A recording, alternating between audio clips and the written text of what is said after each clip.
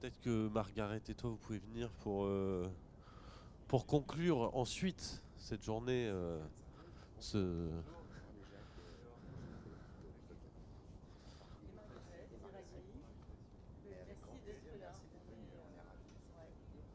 Je règle un petit problème de stromboscope. Bah, c'est bien Peut-être passé. changer d'ordinateur. Le câble.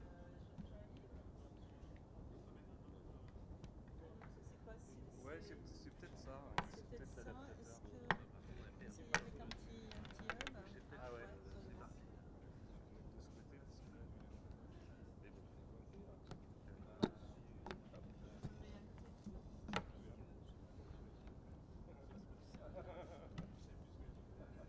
ce côté parce que là, mais bon. Comme tu préfères. Ça va? Je pense que ça va marcher, ouais. C'est normal. L'ordinateur il sait que je veux le mettre. Ouais, mais s'il marche pas, c'est pas grave. Ça c'est bon, je suis sur le Est-ce que celui-là il fait des effets stroboscopiques? Ah mince. Ah sinon moi j'en ai un. Je vais essayer avec celui-là.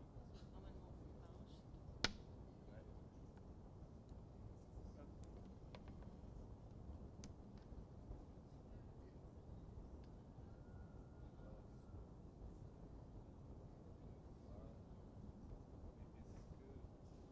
Ça fonctionne. Ouais, c'est bon. Et ben, on y va alors. Ouais. Alors, pour conclure ces 2 journées intenses et créatives de chaudron dédiées au thème de la fabrique, nous avons le plaisir de recevoir Victor du collectif Rotor, qui vous en dira un peu plus sur qui il est, ce qu'il fait et ce que Rotor produit ou ne produit pas justement, ou reproduit. Enfin, voilà, on verra. Et puis ensuite, on aura un petit moment peut-être de conclusion et de synthèse, accompagné de vos deux directeurs et directrices, pour conclure ces 2 très belles journées. Victor, je n'en dis pas plus et je te cède la parole avec intérêt, curiosité et envie. Merci beaucoup. Bonjour à tous et à toutes. J'imagine que je dois rester assis et si je me lève, ça pose problème pour la caméra, non? Je peux me lever aussi? Ok. Bon, voilà, j'aime bien être debout aussi. Et bonjour à tous et à toutes. Donc, je m'appelle Victor Mesters. Je fais partie de l'agence Rotor. Donc, on va dire un groupe de personnes qui travaillent depuis 2005 sur les questions d'économie circulaire, sur le réemploi des matériaux, l'obsolescence dans le bâtiment. Je suis français, j'ai étudié l'architecture à Paris et le paysage en même temps à l'école de paysage de Versailles. Et j'enseigne à l'école des arts décoratifs de Paris. Et voilà, je vais vous présenter aujourd'hui quelques retours d'expérience de mes années à travailler autour des questions de réutilisation de la matière. Donc on est ici dans cette thématique de la fabrique. Donc j'espère pouvoir vous montrer quelques exemples pour fabriquer un monde ou des choses avec des choses non neuves. Non neuves. Voilà. Euh, cet exposé est structuré sur cinq points que je voudrais faire. Chaque point est un projet différent de Rotor, mais aussi peut-être une petite leçon pour aborder un sujet sur lequel on n'est pas satisfait dans notre société et qu'on souhaite changer. Donc avant de commencer à vous parler des projets de Rotor, faisons un petit saut historique en arrière de 2000 ans, 2-3000 ans.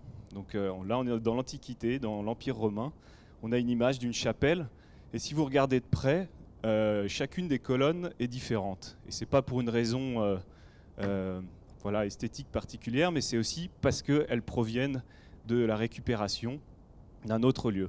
Et en fait, à cette époque-là, on appelait le réemploi spolia en latin. Ça vient du pluriel du singulier spolium, donc qui veut dire dépecer la peau d'un animal. Donc cette pratique-là, qui était très courante dans l'Empire romain, venait des conquêtes guerrières, donc le pillage des villes et ramener des éléments, qui était une pratique de réemploi, parmi d'autres qu'on va voir suivant.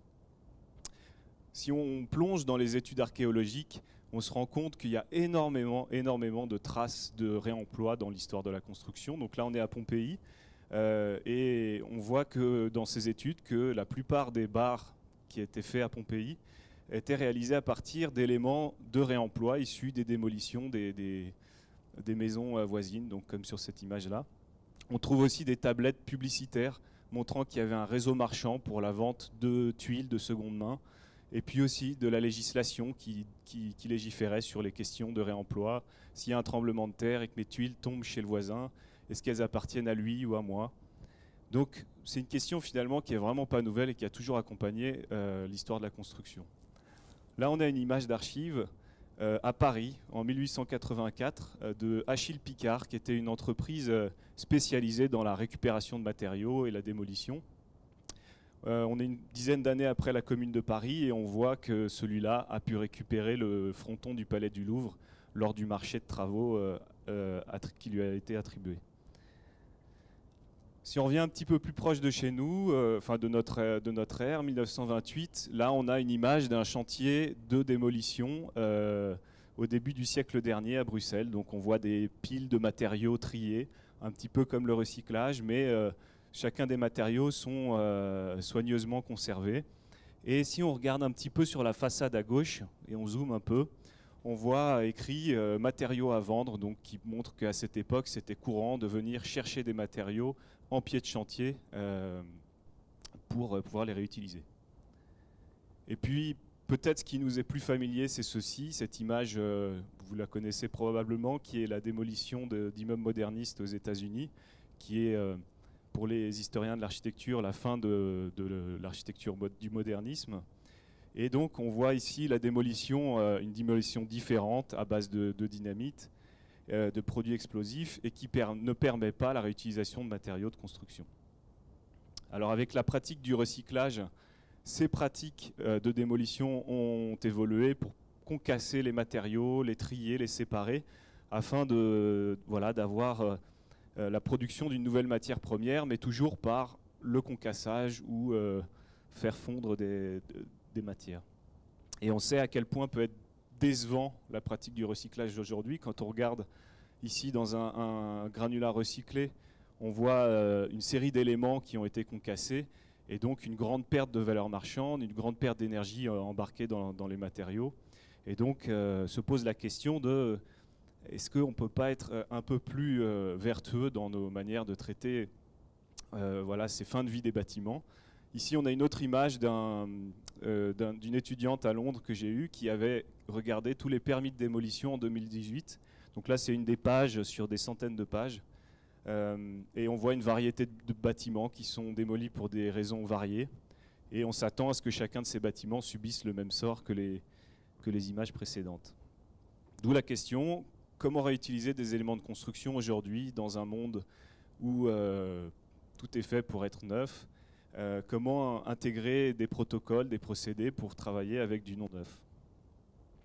Alors avant de vous montrer des projets de Rotor, je vais vous demander un petit exercice, pour faire un peu de gymnastique. Un petit exercice qui a été fait par Denis Meadows. Donc, je ne sais pas si vous connaissez ce scientifique. Denis Meadows, c'est celui qui a écrit le rapport The Limit of Growth dans les années 70, qui alarmait déjà sur la situation et qui disait que notre modèle n'était pas soutenable plus longtemps. Et en 2011, il était invité à Marne-la-Vallée, à l'école d'architecture des villes et territoires, pour la séance d'introduction de l'année, et propose ce petit exercice pour nous questionner sur nos habitudes. Donc je vais vous demander à tous et à toutes de croiser vos bras.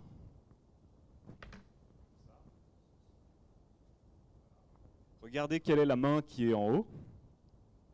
Maintenant, vous décroisez vos bras, et puis essayez de les croiser à l'envers. Qu'est-ce que vous remarquez?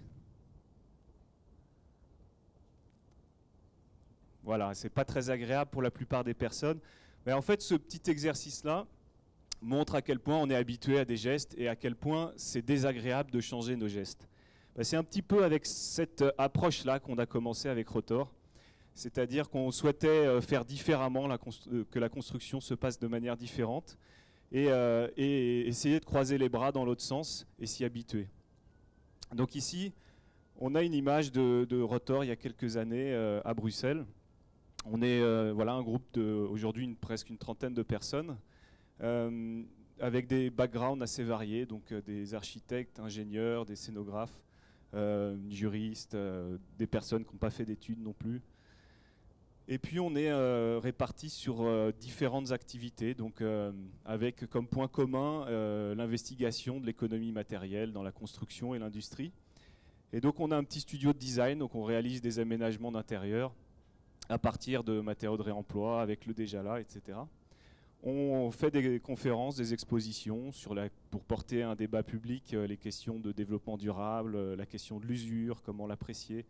À Venise, en 2010, on a travaillé sur ce dernier sujet de l'usure au pavillon belge de la Biennale de Venise. On fait de la recherche, donc quelles sont les barrières pour mettre en œuvre le réemploi, les barrières à lever, donc est-ce qu'il existe une filière? Comment on fait pour intégrer dans un marché de travaux du réemploi? Voilà, toute une série de questions. Et puis, ces connaissances nous mènent aussi à faire des missions d'assistance. Donc, on vient aider des architectes ou des maîtrises d'ouvrage qui souhaitent formuler des ambitions en termes de réemploi et les aider à réaliser ça. Et enfin, il y a un dernier projet à droite, Rotor des Constructions, qui est un projet de recherche qui est devenu une société coopérative indépendante de Rotor et qui est spécialisée en déconstruction, en réemploi. Donc elle fait circuler de la matière qu'elle démonte voilà, sur des chantiers de Bruxelles ou un peu plus loin.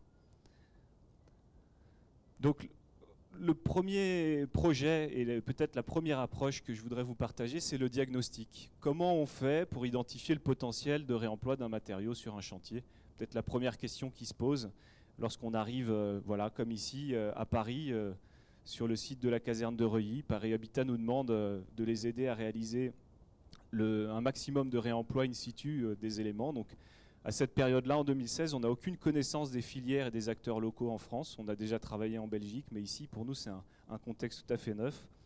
Donc, on propose déjà de rencontrer les équipes et de cadrer un peu les ambitions pour pas qu'il y ait des ambitions trop hautes et encourager les ambitions petites pour que ça crée des succès et des précédents pour tout le monde. Donc voilà, c'est un site avec 7 équipes internationales qui rénove une partie de la caserne et puis construit une autre partie pour en créer des logements sociaux. Un des premiers outils donc, pour identifier le potentiel de réemploi des éléments de construction qu'on met en place, c'est l'inventaire. Donc on vient faire un listing de tous les matériaux qui composent le bâtiment. Mais en fait, cette question d'inventaire, ce n'est pas uniquement tous les matériaux qu'on pourrait démonter. Ce qui est réemployable, c'est des matériaux qui subissent une série de critères. Par exemple, est-ce qu'ils ne sont pas pollués? Est-ce qu'ils sont encore en bon état? Est-ce qu'ils sont démontables, bien sûr? Mais aussi, est-ce qu'il existe une filière ou un marché pour cela? Est-ce qu'ils sont accessibles? Est-ce qu'avec les phases de chantier, on peut venir les chercher, etc. Donc toute une série de critères qui font qu'au final, on retient certains matériaux et on en enlève d'autres. Donc là, ici, on a une fiche technique, par exemple, d'un sol en réemploi, un parquet en bois, donc il y a 4000 m², qui est un bon candidat. Et puis à l'inverse, on fait aussi quelques études un peu plus poussées sur des choses qui sont parfois contre-intuitives, comme ces 4000 m² de toiture en ardoise, qui paraissent d'être des bons matériaux pour le réemploi, mais en fait qui sont déjà trop abîmés et donc plus étanches. Donc on ne peut pas les utiliser en toiture, et donc à la fin, la seule option qui est privilégiée, c'est le concassage de paillage, du recyclage. Mais ça coûte 100 € la tonne. Là, on a 3,5 tonnes de matériaux, donc le fait d'en parler coûte déjà plus cher que concasser cette matière. Donc c'est des réalités qu'on apprend sur les sites, et parfois des gestes contre-intuitifs le sont, et vice-versa. Donc au final, on a une série de matériaux comme ça qui sont retenus, et avec de la discussion avec le démolisseur, qui sont déposés, donc des armoires, des lavabos, des panneaux, on va les voir. La première question qu'on se pose, c'est, pour aller plus loin dans ce diagnostic, est-ce qu'on peut les reconditionner pour les réinstaller sur site? Qui les reconditionne? Comment? Quelles sont les étapes? Donc par exemple, on a ces armoires, il y en a une 50aine. Elles sont plutôt en bon état et de bonne facture. Donc la première question, ça va être le traitement de surface. Est-ce qu'on peut les décaper? Donc on réalise des tests sur des échantillons. Différents types de traitements, trempage dans des bains, sablage, etc. Et puis aussi la question de comment l'intégrer dans un mobilier neuf, comment intégrer ces panneaux anciens. Donc voilà, le cadre qui a flambé, il faut peut-être créer un petit espace pour pouvoir l'intégrer avec des matériaux qui sont droits.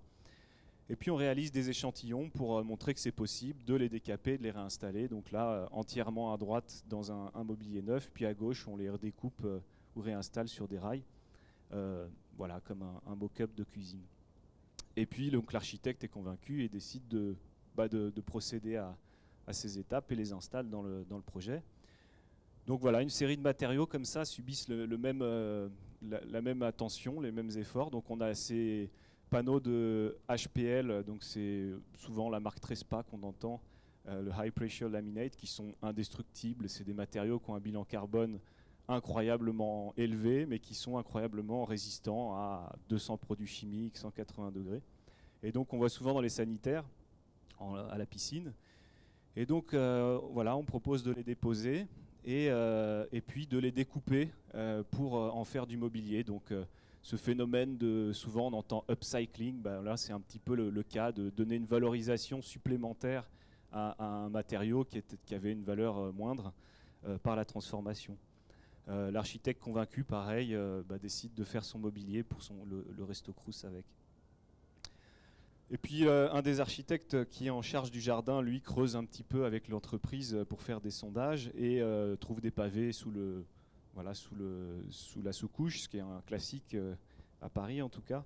Et donc voilà, on découvre qu'il y a dans le service de la mairie de la ville de Paris une entreprise qui est spécialisée dans le reconditionnement des pavés. Donc ici, on est allé la visiter et puis elle propose de découper, de remettre à niveau ces pavés. Donc comme ils sont assez gros, on peut les couper en deux, comme ça on en a 2 fois plus.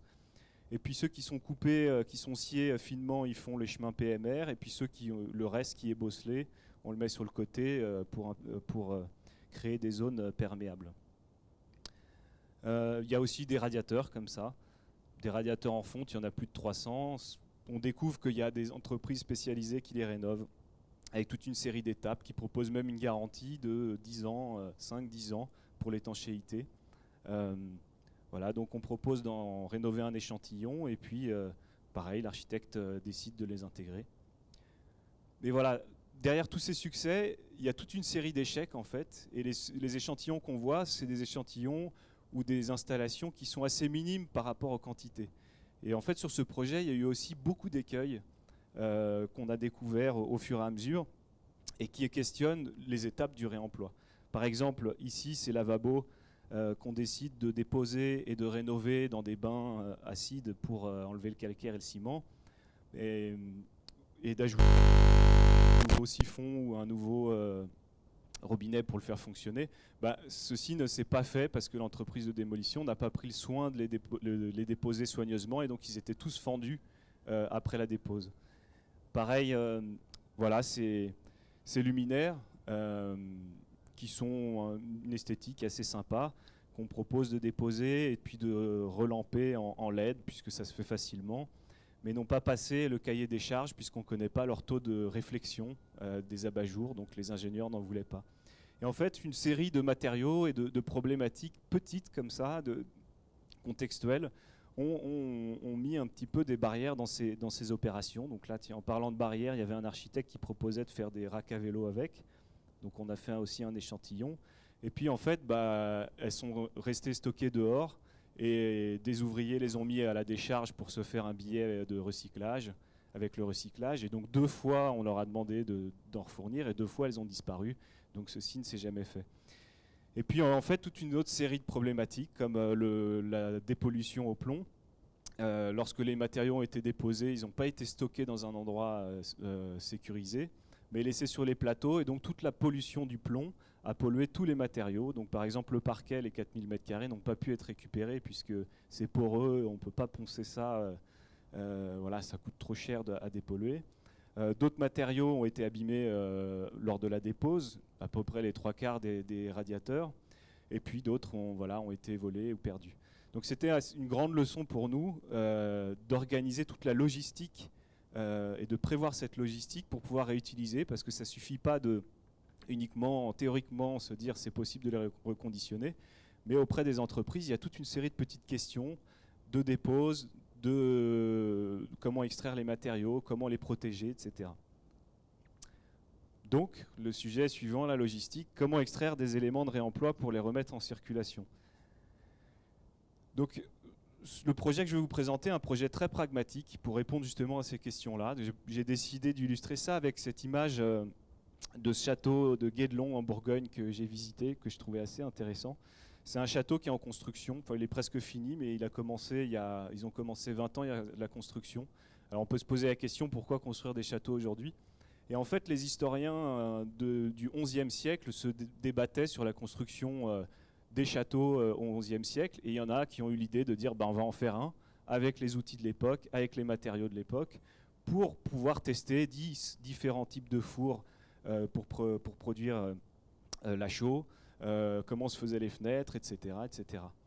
Et donc nous, on a décidé de faire pareil, on a fait notre château à Bruxelles, donc on a pris un entrepôt, et puis des équipes pour venir déconstruire des éléments avant les chantiers de démolition. Donc là, on a été mis en contact avec une série de démolisseurs ou de maîtrises d'ouvrage qui souhaitaient réutiliser des matériaux, et puis on leur a proposé de venir avant ces démolisseurs. Donc on a ce type de chantier-là.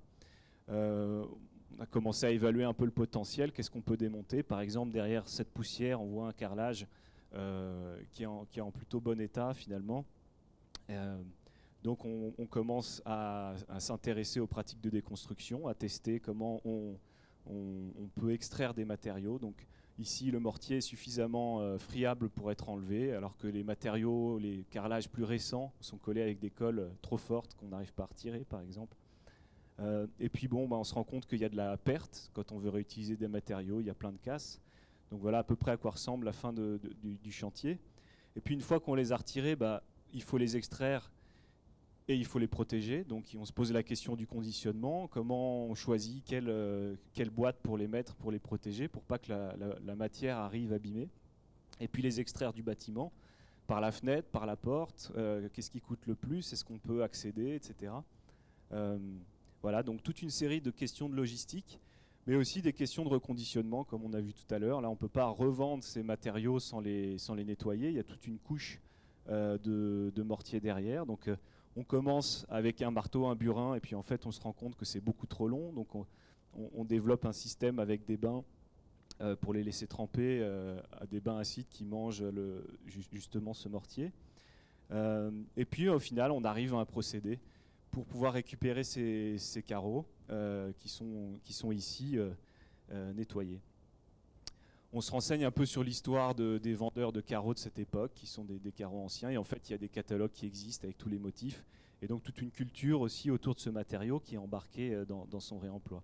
On fabrique aussi des connaissances sur le réemploi de ces éléments, puisque certains matériaux, certains carrelages sont un peu abîmés, d'autres moins, etc. Donc est-ce qu'il y a des catégories à faire? Et puis après, on se dit il faut les vendre. Et en fait, les personnes qui vont les acheter, est-ce qu'elles ont besoin d'avoir une palette? Est-ce qu'elles ont besoin d'avoir un petit sac de carrelage, etc. Comment on pose ces choses-là? Donc là, on fait des emballages par petite série pour le poseur, pour les avoir facilement manipulables. Et puis après, on les commercialise pour pouvoir être réinstallés ici dans des projets à Bruxelles. Et on fait pareil avec d'autres matériaux comme les sanitaires qui sont ici vendus et reconditionnés et réinstallés, ou encore des matériaux plus contemporains comme ces panneaux de cache radiateur en mélaminé qui sont assez appréciés des designers qui les transforment en mobilier de bureau, ou alors des poutres en lamellé collé qu'on demande de scier dans les chantiers de démolition pour en faire un mobilier d'intérieur assez atypique. Et donc à la fin, on a un certain catalogue, collection de matériaux que vous pouvez voir ici, qu'on revend, qui sont tous issus de la déconstruction. Voilà. On se rend compte que cette pratique, en fait, elle génère beaucoup plus de demandes de travail que la démolition, à peu près 5 fois plus. Donc c'est un bon point. On se dit que toute l'économie en fait, du matériau à la vente va servir à financer 5 fois plus de travail local. On se rend compte aussi en faisant des tests que ça a un réel impact écologique mais voilà, très très supérieur même au recyclage, etc. Donc là, on a un carrelage en céramique neuf à gauche et à droite, et ça montre à peu près l'impact de l'un ou l'autre, puisqu'on invite les phases d'extraction de la matière, les phases de production qui sont les plus consommatrices, et puis le traitement des déchets. Et donc à la fin, on se pose la question, est-ce qu'il existe d'autres entreprises qui peuvent faire ça, puisque nous, on a développé ce savoir empiriquement et qui nous a permis d'apprendre beaucoup de choses. Mais est-ce qu'il y a d'autres acteurs qui permettent de remettre en circuit des matériaux? Donc le troisième point, ou le quatrième, je ne sais plus où j'en suis, mais c'est sur la filière. Comment se fournir en éléments de réemploi? Dans certains cas, on n'en a pas sur notre chantier, tout est pollué, ou alors c'est une construction neuve, etc. Ou alors il n'y a pas les matériaux qu'on a besoin. Et est-ce qu'il existe des acteurs qui peuvent nous fournir en matériaux de réemploi? Donc en 2011, on avait commencé à répondre à cette question en prenant un périmètre de 100 km autour de Bruxelles et à regarder qui est-ce qui proposerait des matériaux de seconde main. Et en fait, en dehors des villes, là où le foncier est pas cher, on trouve des négociants, des antiquaires du bâtiment, des démolisseurs qui stockent des matériaux, enfin toute une série d'acteurs professionnels autour du bâtiment, mais qui manquent beaucoup de visibilité, qui sont un peu dans l'ombre. Et donc on propose de les visiter. On fait de même dans l'Europe du Nord-Ouest, et on se rend compte qu'il y en a dans tous les territoires.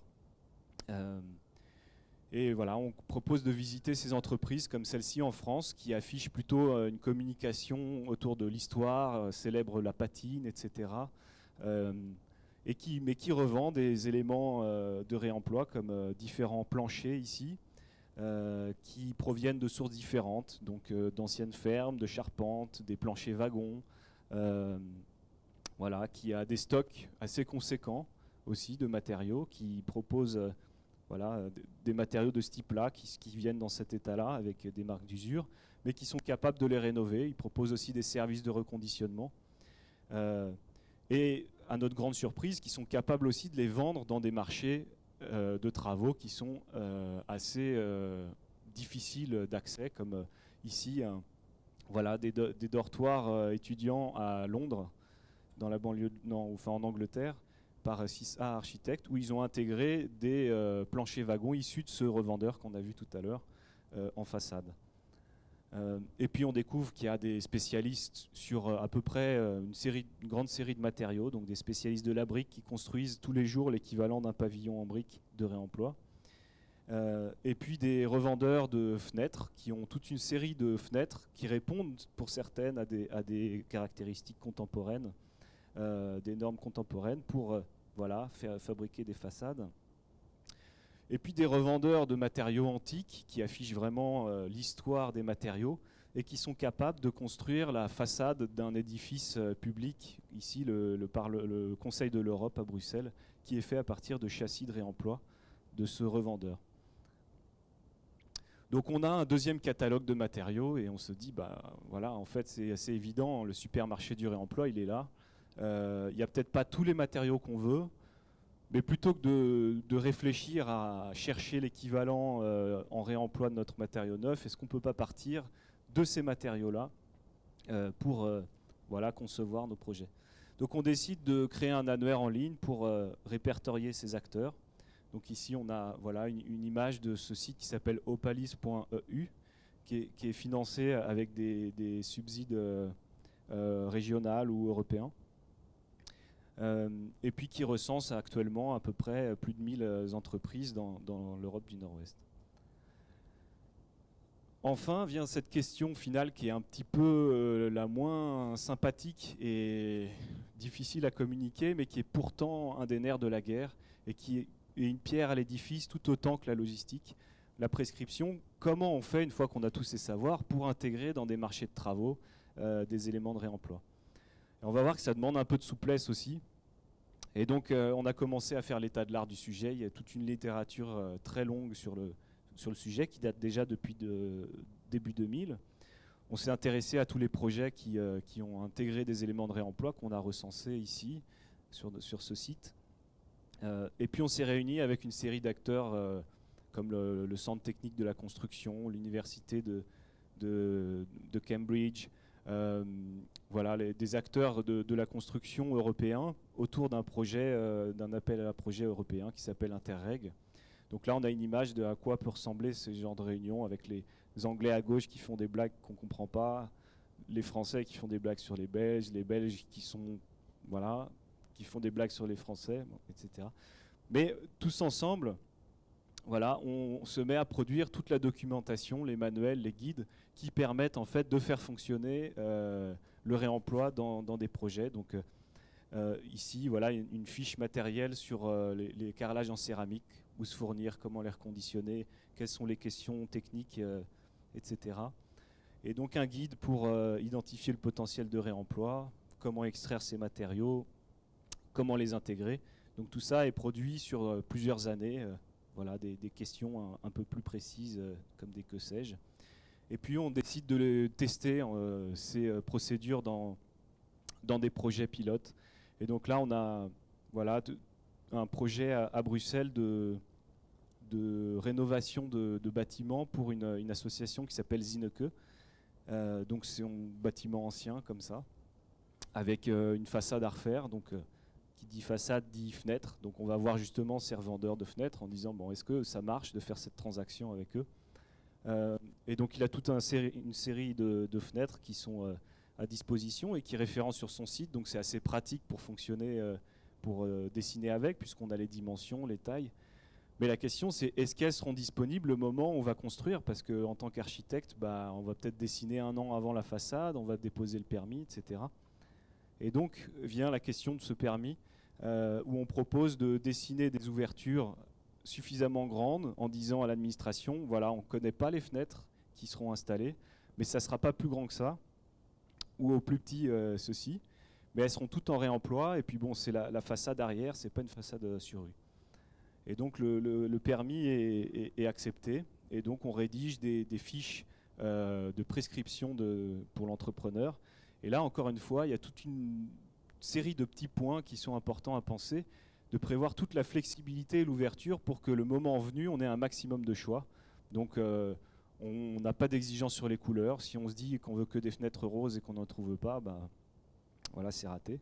Par contre, on veut des lots homogènes, des performances énergétiques qui répondent à aujourd'hui, un état d'usure plus ou moins acceptable, etc. Donc une série de critères assez ouverts pour permettre le choix, le moment venu, voilà, de la construction d'une série de fenêtres. Donc ensuite vient le moment de la réaliser. Donc on fait plusieurs calpinages de façade avec ce que le revendeur a en stock. Puis celle-ci est choisie. Et on achète ces fenêtres et on réalise la façade. Voilà, donc j'espère que ce projet vous a montré que c'était possible de réaliser, de construire, de dessiner et construire avec des éléments de réemploi. Et merci de votre attention.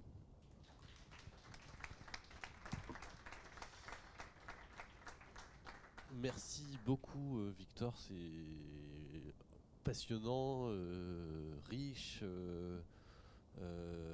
Je sais pas pourquoi ce mot me vient à l'esprit, mais extravagant. Enfin, je sais pas, en t'écoutant, je pensais aux inventaires de Prévert, évidemment, à la chanson de Boris Vian, La complainte du progrès, le moment où tu décris voilà, tous les types de matériaux qu'on trouve, puis tous les chemins, en fait, qui prennent ou qui prennent pas en fonction de normes, de papier, des types qui sont sur le chantier, qui piquent les trucs, enfin... Et ça montre, je trouve, un truc très intéressant que tu as évoqué. Ces matériaux, ils sont porteurs d'une culture, ou d'une histoire, ou d'un patrimoine, comme les carreaux de carrelage que vous avez démontés, par exemple. Vous avez retrouvé les catalogues. Mais ils sont aussi imbriqués, en fait, dans un tissu de relations. Voilà, je sais pas si c'est infini, mais en tout cas... immense, et c'est, je trouve, voilà, en démarrant Chandron, on parlait de l'importance de l'attention qu'on devait porter quand on est fabricant à la matière, aux matériaux, à la matérialité des choses. Et je trouve que c'est un bel exemple encore, parmi d'autres interventions qu'il y a eu hier aujourd'hui, de cette attention, voilà, que des gens comme vous mettent en avant, et des résultats que ça produit, surtout. Je ne sais pas si vous avez peut-être des remarques, des questions, et voilà, c'est parti.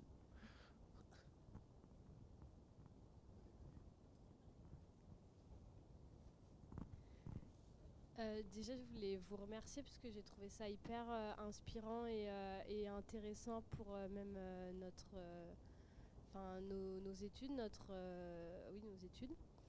Et puis en plus, on voit toutes les contraintes réelles que amène le réemploi parce que souvent, on va le faire, mais dans nos études, ça peut rester un peu utopique. Puis là, on comprend quand vous nous dites, bah, en fait, là, on n'a pas pu. Puis, en fait, il y a eu une pollution au plomb, etc. Et puis les plateformes, ça me fait penser aux cours en éco-conception qu'on a où notre prof nous en a donné une référence aussi qui s'appelle R Edificaré, mais où du coup là c'est juste il donne les éléments et après on doit aller les récupérer pour les réemployer. Donc c'est à nous, je crois, même de les nettoyer et tout. Puis aussi vous avez parlé très brièvement du festival et j'ai vu qu'il y avait le festival Bellastock où justement je suis allée cet été et où c'était du réemploi justement il y avait les bottes de paille d'un autre festival écolo à Paris, Bois de Vincennes, j'ai oublié le nom. Wheel of Green, voilà. Donc on réemployait ça et c'était sur le thème de la convivialité et justement je trouve ça où c'était ça, on voyait comment on pouvait réemployer des matériaux par rapport à une thématique. Et aussi, je voulais vous poser une question. Est-ce que, toujours aujourd'hui, vous avez des surprises sur les chantiers ou même si vous avez une expérience, est-ce que encore aujourd'hui, il y a des choses qui vont pas marcher alors que vous étiez persuadé que ça allait le faire mais maintenant avec de l'expérience est-ce qu'il y a toujours des surprises? Merci pour en tout cas tes commentaires. Et oui, on a toujours des surprises. Le réemploi, c'est contextuel, donc voilà, il y a toute une série d'inconnus quand on arrive sur un chantier qu'on commence à prévoir de plus en plus, mais il y a toujours une série d'inconnus. Il y a aussi, dans certains cas, on ne sait pas pourquoi, des matériaux qu'on va arriver à vendre et puis d'autres pas du tout. Il y a toujours une sélection qui n'est pas facile. On a mis aussi beaucoup d'énergie dans les matériaux génériques de bureaux, par exemple. Les immeubles de bureaux, c'est un des cas les plus évidents où le réemploi devrait se faire, puisque quand un propriétaire a une tour de bureau, il loue des étages à des locataires et quand le locataire part, il remet tout à nu. Et donc c'est les cloisons vitrées avec le branding Société Générale, je sais pas. Voilà. Et l'autre ne veut pas ça et en plus je crois qu'il doit remettre à nu pour le suivant. Et donc en moyenne c'est 5 ans la durée des locations pour la moitié des entreprises. Donc tous les 5 ans il y a des centaines de kilomètres linéaires de cloisons vitrées neuves, des faux plafonds. Et c'est des matériaux qui n'ont pas des esthétiques, des histoires ou des esthétiques particulières, c'est vraiment du générique fonctionnel. Et donc ceux-là finissent au recyclage ou à la poubelle. Et donc on a investi beaucoup d'attention là-dedans en disant voilà, c'est un gisement qui est quasiment neuf et en fait c'est très difficile de le réemployer parce qu'il n'y a pas d'histoire ou parce que l'équivalent neuf coûte pas cher, parce qu'il manque des éléments. Parfois, les cloisons vitrées, on n'arrive pas à récupérer la lisse haute et batte, donc il faut dialoguer avec le fournisseur. Est-ce qu'il veut bien nous donner les éléments uniques? Voilà, donc il y a toujours une série de questions qui vient un peu nous intéresser à tous les protocoles pour pouvoir construire ou réutiliser des matériaux. Donc, ouais. Et on a des belles surprises aussi, de temps en temps. Des choses que personne n'a vues ou des plateformes qui revendent des bétons gris qui est en fait du marbre et qu'on récupère voilà, à moindre coût. Je pense que j'ai répondu partiellement à ta question.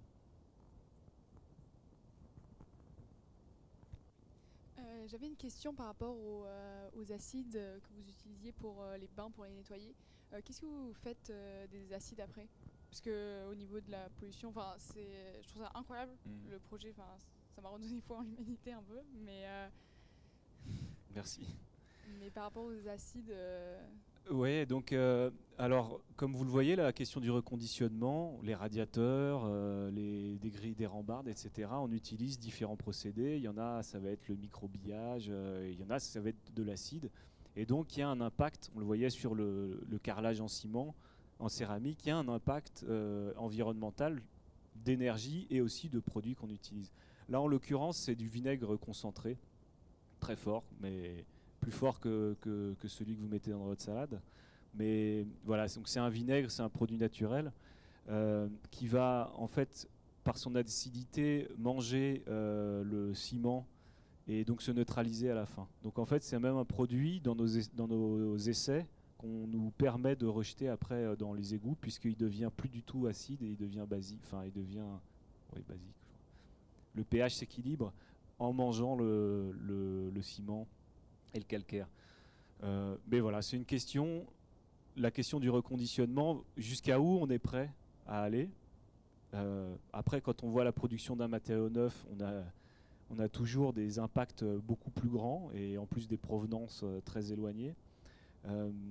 Donc jusqu'où on est prêt à aller et puis quelle est l'accessibilité aux moyens de reconditionnement puisque voilà, peut-être décapé au plasma, ça existe, mais c'est que la NASA qui peut faire ça et ça coûte très cher, donc on ne va pas le faire. Ou peut-être que c'est accessible. Donc quelles sont aussi l'accessibilité à ces techniques de reconditionnement pour que ça reste un peu low-tech, entre guillemets. Parce qu'à chaque fois qu'on rajoute des étapes, on rajoute du budget sur le matériau. Et un matériau qu'on souhaite réutiliser, notre équation chez Rotor des Constructions, c'est que son coût doit être égal ou inférieur à un équivalent neuf. Sinon, personne n'en veut. Il n'y a pas de marché pour... Tous ces revendeurs qu'on voit, ils ont trouvé un marché pour la vente de ces éléments, un marché économique. Et donc, on comprend bien que le matériau coûte zéro à l'achat en général. Parfois, on peut l'acheter, hein, mais en fait, il va coûter un petit montant d'euros pour la dépose, et puis après pour le transport, et puis le reconditionnement, etc., et puis la prise en photo. Et donc, c'est 100% de main-d'œuvre ou 95% de main-d'œuvre locale qu'il faut payer et qui a derrière le coût du matériau de réemploi. Donc, les procédés de reconditionnement, c'est pareil. Les grilles et rambardes que je vous ai montrées, on s'est basé un peu sur l'industrie du bois qui disent 2 coupes c'est rentable, 3 coupes t'es pas rentable. Et donc, du coup, on s'est dit, ok, on fait le minimum de coupes pour pour détourner un objet. Et si on fait trop d'étapes, et ben en fait, ça devient, ça mange un petit peu toute cette marge budgétaire qu'on pourrait avoir besoin. Voilà.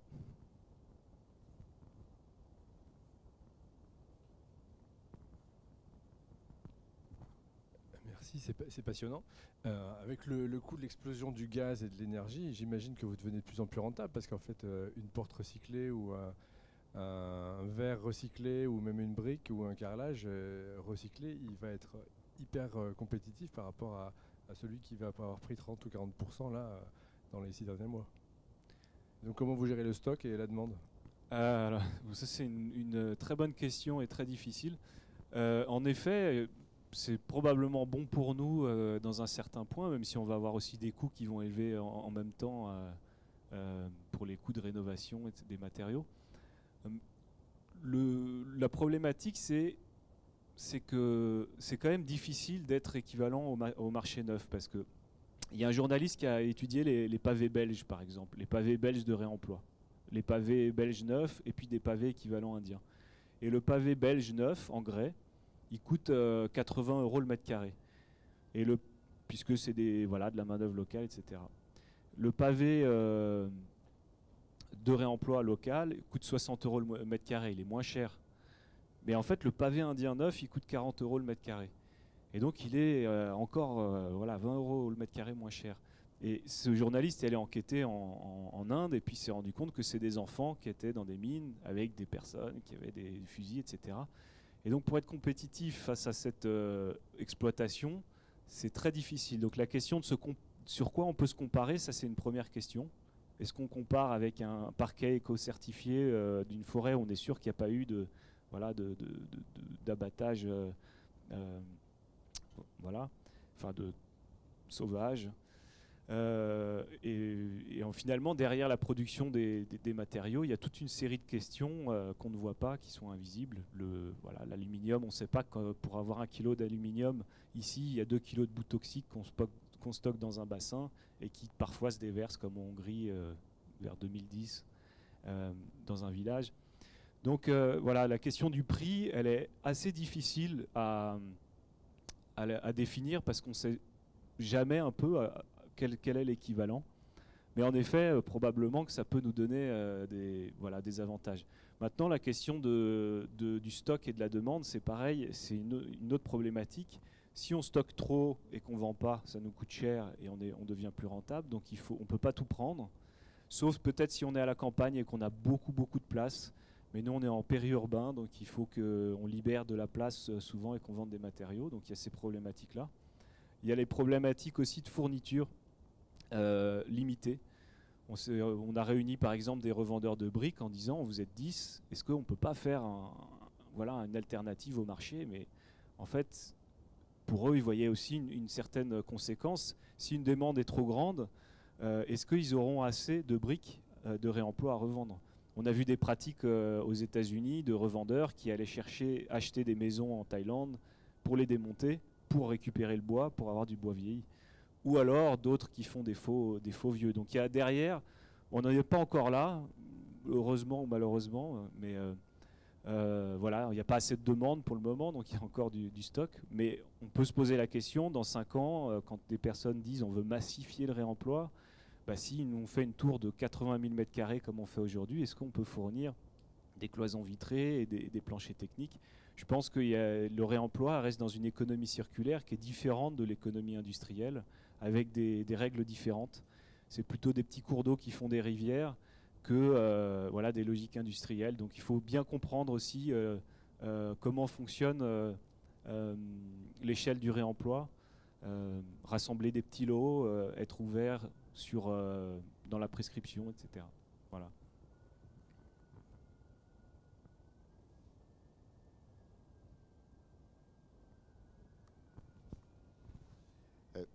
Hier, on a une conférence qui était intéressante sur la question du recyclage.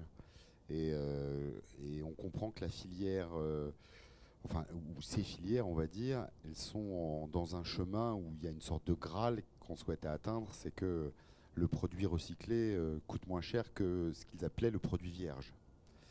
Et on voit que le chemin, en fait, il est possible. On ne l'a pas encore forcément atteint, mais en tout cas, on voit que des systèmes, des structures s'organisent pour que... et puis il y a une pédagogie aussi qui est en train de se faire sur la question de l'éco-conception des produits, des objets, pour que la séparation des matières puisse se faire et simplifier les filières.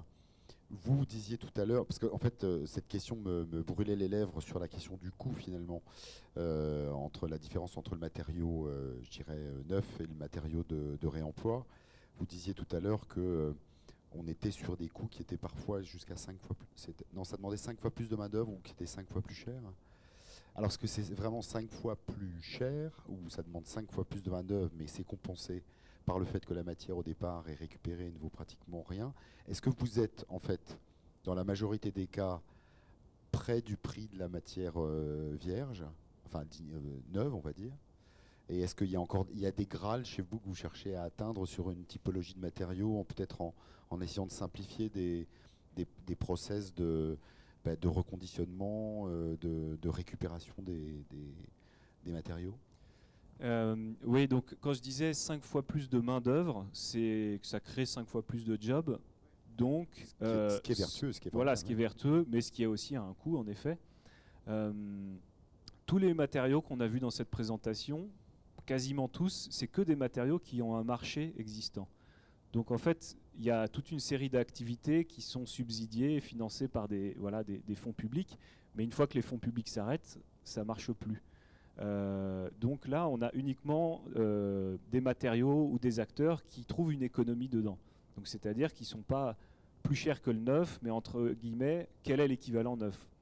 C'est vrai que celui qui vendait des parquets Versailles un peu va les vendre cher, mais en fait l'équivalent c'est des matériaux un peu de luxe. Donc notre règle c'est d'être équivalent ou inférieur au prix neuf. Donc tout ce qu'on a vu ici, et on n'a pas vu tous les matériaux qui existent, mais on a vu ceux qui arrivent à rester stables dans un marché actuellement. Donc c'est pas forcément 5 fois plus cher, même s'il ne faut pas se dire que le réemploi c'est moins cher. C'est en général le prix neuf, voire un peu au-dessus. Dans certains cas, ça peut être moins cher si on est dans des économies où, par exemple, on a du temps à donner. les éco-constructeurs, enfin les bricoleurs, DIY, etc. viennent récupérer sur le Bon Coin des palettes presque gratuites, mais parce qu'ils ont du temps et ils ne le comptent pas. Donc voilà, il y a aussi ces phénomènes-là. Mais donc, non, c'est une vraie question, cette question économique, mais ce qu'on a vu, c'est des choses qui sont rentables. Toute l'activité de déconstruction et de reconditionnement est rentable par la revente, et donc il y a un marché pour l'acheter. Et j'avais aussi une autre question. Est-ce que, mais vous l'avez peut-être dit au début, donc pardonnez-moi si j'ai manqué d'attention. Est-ce que vous sourcez des matériaux, vous, en fonction de commanditaires qui expriment un besoin? Oui, donc ça c'est un type de mission assez courante, enfin qui devient courante. La première demande souvent d'accompagnement, c'est réutiliser les matériaux sur site ou trouver quelqu'un pour les reprendre. Parce qu'on est toujours intéressé par ses propres matériaux et se dire « Ah, mon chantier fait des déchets, c'est la catégorie déchets, il faut réduire le truc ». Mais en fait, 9 cas sur 10, c'est très difficile. Il y a des questions de pollution, c'est pas les bons matériaux qu'on veut pour le futur projet, voilà, etc. Et donc, nous, ce travail d'avoir recensé plus de 1000 acteurs, ça nous permet de leur proposer des matériaux issus de chantiers de démolition, mais aussi de voir la personne qui a ce bâtiment et de lui dire bah, tu pourrais substituer tous ces aménagements neufs par des aménagements de réemploi. Regarde là, tu as un parquet, il y a des parquets, des carrelages pour ta crédence, des portes, etc. Donc voilà, c'est une mission qu'on fait de plus en plus de sourcer des matériaux puisque ça devient c'est pas forcément évident. Maintenant, tous les outils qu'on fait sont open source, les guides, les annuaires, etc. Puisque la volonté, c'est que le développement durable soit pas plus cher, 25% de facture en plus parce qu'on veut faire du réemploi ou je sais pas quoi. Et donc d'avoir des outils qui sont accessibles pour des concepteurs, des professionnels de la construction. Donc avec les outils que j'ai montrés ici, il faut quand même s'y habituer un petit peu, mais on peut soi-même trouver les matériaux, on peut soi-même savoir comment les prescrire, etc. Voilà. Et vous aviez des commanditaires publics, vous avez eu des commanditaires publics qui finalement vous accompagnaient peut-être au début, justement comme une forme de soutien un peu politique et d'une forme d'engagement un peu manifeste dans votre démarche, ou vous avez toujours été dans une relation avec plutôt des acheteurs ou des commanditaires privés? On est toujours passé par des appels d'offres. Donc quand on avait des marchés publics, c'est des appels d'offres qu'on a remportés. Probablement qu'il y a certaines institutions qui nous ont soutenus quand même dans leur renouvellement de subventions pour de la recherche. Maintenant, du côté des constructions, il n'y a pas de subvention, c'est vraiment un modèle qui fonctionne par la vente. Donc là, c'est que du marché privé, du financement privé.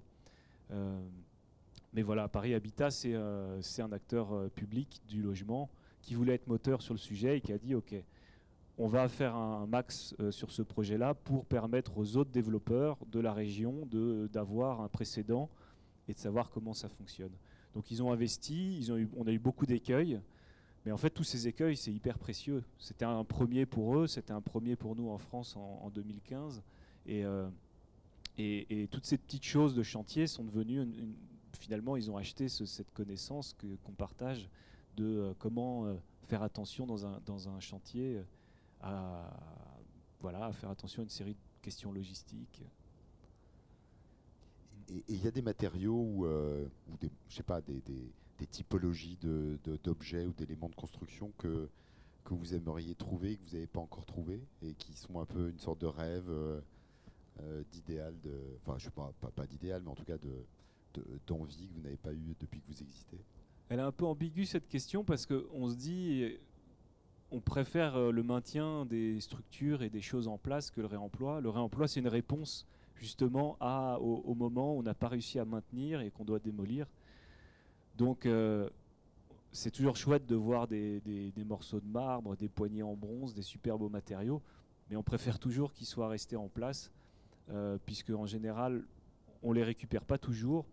Il y a des phénomènes comme les années 70 et tous les liants qui font qu'on ne peut plus démonter les briques après les constructions des années 70, les carrelages, etc. Donc toute une série de matériaux qui sont parfois nobles, des morceaux de marbre qui sont collés et qui ne sont pas décollables. Voilà. Mais moi, ce que je voudrais le plus, surtout, c'est que plutôt quelque chose de banal et d'ordinaire puisse se faire un petit peu chez tout le monde, que on fasse plus des crédences de cuisine nouvelles ou des carrelages d'entrée nouveaux, mais avec des matériaux nouveaux, mais qu'on puisse faire tous voilà, une crédence avec des matériaux de réemploi, ou que ces cloisons de bureau puissent retrouver un nouveau cycle et pas finir à la poubelle, parce que c'est vraiment voilà, je pense que c'est des évidences et des choses qui sont, pour le moment, qui devraient être faciles à faire, quoi. Moi, j'ai peut-être une dernière question avant de conclure ces 2 jours de chaudron. C'est tout ce que vous apprenez justement sur le réemploi de ces matériaux. Est-ce qu'après, il est réinjecté dans la réutilisation de ces matériaux? C'est-à-dire, je m'explique, c'est par exemple sur la caserne de Reuilly, voilà, ils ont utilisé donc les panneaux compressés pour faire du mobilier pour le resto du Crous. Mais est-ce que du coup, ils ont pensé au possible réemploi de ce mobilier-là dans 10, 15, 20 c'est-à-dire faire que du coup ce soit véritablement une boucle et que ce soit pas un one-shot de... Voilà. Bah ouais, ça c'est une question aussi évidente. Parfois ça peut faire mal au cœur de se dire je vais mettre des briques anciennes dans une tour à Londres de bureau et on sait que dans 20 ans elle va être démolie. Est-ce qu'il faut vraiment mettre ces tours-là? On a parfois des vertiges ou des cas de conscience de se dire, quand on voit le marché de la construction qui est très spéculatif. Donc on encourage et on essaie de donner les informations nécessaires aux acheteurs pour poser réversiblement les carrelages et les éléments. Ça c'est un autre sujet sur lequel on n'a pas investigué beaucoup, c'est pas notre spécialité, mais qui est tout à fait évident. Et il y a suffisamment d'histoires qui montrent que les poses réversibles sont possibles. D'ailleurs, tous les bâtiments qui sont un peu anciens, c'est que de la pose réversible. Et l'absurdité, c'est qu'aujourd'hui, on construit des bâtiments design for deconstruction réversibles, mais on n'est même pas sûr que demain, il y ait des entreprises qui puissent les récupérer, parce qu'aujourd'hui, on ne récupère pas les bâtiments anciens et leurs matériaux anciens qui sont réversibles. Donc si aujourd'hui, il n'y a personne qui le fait, qui est-ce qui récupérera les matériaux réversibles de demain? Donc on pense que l'urgence est d'abord d'essayer de trouver ces filières-là et de construire ces filières, mais de manière toute évidente, la réversibilité va de pair avec. Merci beaucoup Victor pour tout ça.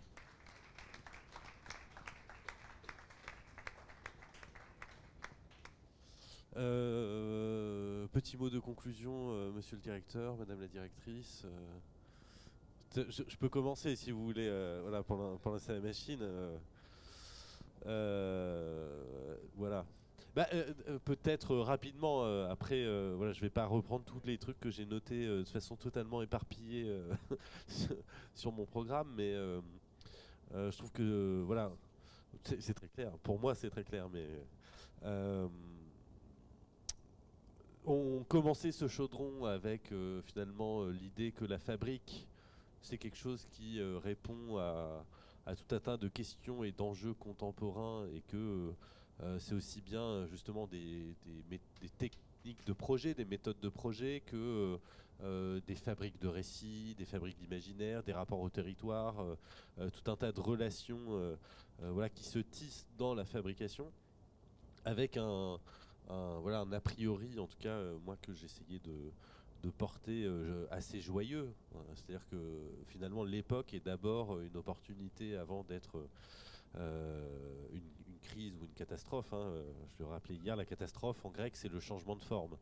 Jusqu'ici tout va bien. Voilà. Donc, et ce que je trouve assez remarquable dans toutes les interventions qu'il y a eu justement pendant ces 2 jours, c'est l'enthousiasme, l'énergie, la joie, le plaisir aussi des intervenants à faire ce qu'ils font. Et si vous aviez besoin d'être rassuré sur l'humanité, j'espère que ces 2 jours y ont contribué. Enfin, en tout cas, moi, ça y a contribué. Et voilà, et je trouve que tout ça est très joyeux, très réjouissant, et que finalement vous avez plein de voies qui sont possibles, plein de choses qui existent déjà sur lesquelles vous vous appuyez, vous inspirez, et il y a encore plein de choses à faire, ce qui est tout aussi réjouissant d'ailleurs. Voilà, et pour peut-être pour conclure Comme dit Hannibal dans l'agence Tourisque, j'aime quand un plan se déroule sans accroc. Et je trouve que ces 2 jours voilà, témoignent aussi de cette belle organisation que l'école Camon 2 nous a permis de mettre en œuvre à Paris et à Toulon, et de faire venir des intervenants quand même voilà, d'un peu partout, de Bruxelles, de Paris, de Marseille. Et je crois que vraiment, faut que enfin, c'est peut-être c'est un peu vieux prof de dire ça. Je suis pas, mais bon.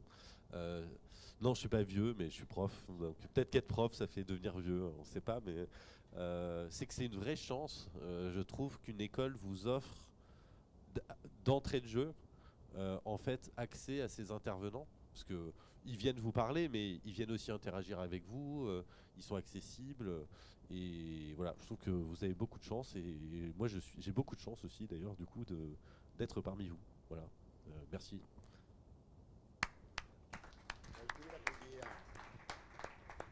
Alors, puisque tu as beaucoup de chance, j'ai envie de dire que nous aussi, on a beaucoup de chance. D'abord, merci Aurélien d'avoir fait non seulement la programmation de ce chaudron, d'avoir sourcé, je dirais, tous ces intervenants autour de cette... voilà, c'est du réemploi d'intervenants, et ça, c'est... on ira là jusqu'au bout.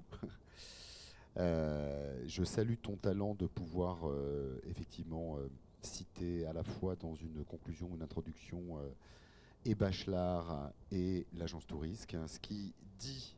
Mais je crois que l'agence Tourisque, pardon, c'est très référencé, c'est pas votre époque. C'était une série télé un peu, bon, années 90.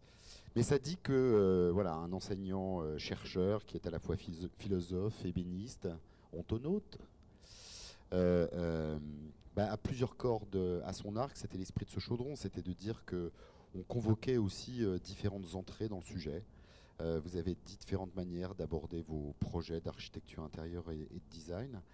Et moi, juste pour terminer, je dirais que nous avons de la chance. Merci Aurélien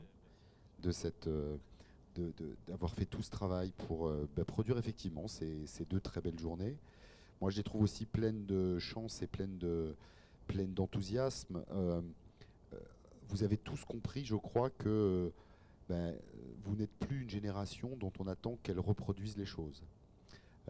Vous êtes une génération dont on attend finalement qu'elle invente beaucoup sur la manière de refabriquer le quotidien qui nous entoure et nos usages. Et c'est vraiment ce qui ressort, en fait, pour moi, c'est le fil rouge de ce qui s'est dit pendant ces 2 journées. Et puis il faut bien sûr ne pas faire ardoise magique du passé, bien au contraire, puisque là la démonstration est faite que c'est en réemployant des matériaux qui ont déjà eu une vie qu'on va leur donner, je dirais, un nouvel usage et une nouvelle noblesse et une nouvelle légitimité aussi, hein, dans notre quotidien. Mais vous êtes en vraie capacité, et je crois même en devoir, alors je ne veux pas mettre beaucoup de responsabilités sur vos épaules, mais c'est une vraie chance de se dire que vous allez construire de nouveaux modes de production, nouveaux modes de pensée pour ajuster nos environnements. Et ajuster, il y a le mot juste, pour que vous arriviez à dessiner des environnements qui soient de vie, qui soient justes, éthiquement, du point de vue aussi de l'usage des matériaux et de la manière de créer les meilleures interactions humaines entre nous. Donc je trouve que c'est une très très grande chance. Donc saisissez-vous de ça, profitez-en. J'espère que l'école vous donne quelques clés pour vous accompagner. C'était l'objectif de ces 2 journées de chaudron, et je crois que maintenant il vous reste à aller profiter du soleil en terrasse et d'aller boire une bière. Merci à vous, très bon week-end et à très bientôt. Merci. Margaret. Ouais, juste un petit mot, évidemment. Je remercie tout le monde, Aurélien, les intervenants. Et je trouve qu'effectivement, on conclut comme ça une grande session de rentrée qui vous aura, je pense, vraiment nourri de plein d'expériences et de connaissances qui doivent vous donner du cœur à l'ouvrage pour la suite. En sachant qu'effectivement, dans ces études d'architecture intérieure et design, on est vraiment au cœur de ce sujet sociétale. Hein, enfin bon, voilà. Et remercier aussi Laurent et Maëva, puisque vous allez pouvoir retrouver sur le site de l'école toutes les conférences auxquelles vous n'avez pas pu assister, parce que le don d'ubiquité n'existe pas encore, j'adorerais. Mais voilà, il y a encore plein de choses à aller découvrir dès que ce sera mis en ligne. Voilà. Et donc, c'était super.